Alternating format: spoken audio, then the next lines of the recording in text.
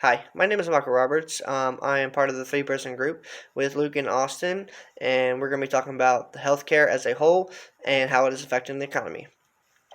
On March 23rd, 2010, the Obamacare, also known as the Affordable Care Act, was created and passed by the government to help out the middle class and the lower class. In 2010, we were roughly spending about $12.6 trillion in healthcare as a total, and our GDP rate was at a 17.9%, and the average person was spending roughly $8,402.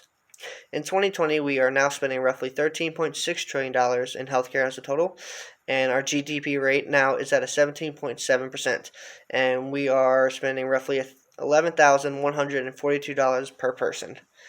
Now, there are 33 other countries in the world that believe that healthcare is a human right and should be free to the public for everyone. Here's a couple of those countries: Spain, Canada, Australia, and Germany. Now, I'm going to be talking about some pros and cons about public and private healthcare. First, let's start off with private. Here are some pros.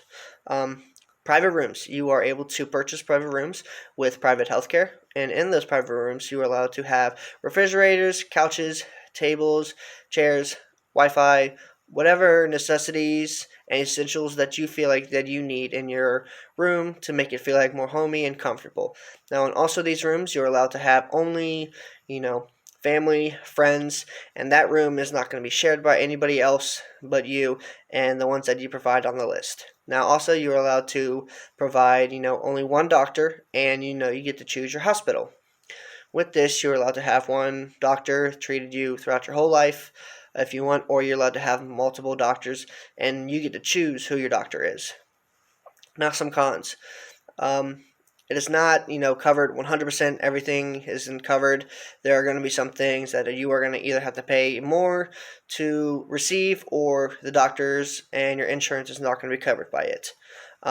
You are going to have to pay each month, kind of just like a regular bill, water bill, and sometimes it might increase depending on whether or not the government or your insurance company feels like they need to increase it, depending on the economy and if they feel like they need to tax you a little bit more.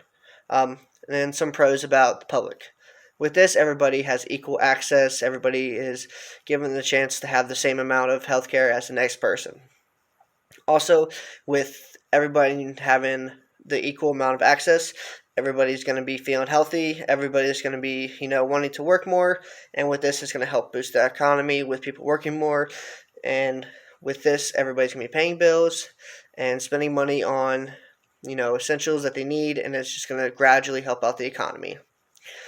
Some cons. Now, I know we've all tried to schedule an appointment depending on if you have public health care. If you do, we've all experienced this when you call your doctor and, they say they are booked, and you either have to wait a day, a couple days, a week, and sometimes even months, depending on how booked he is.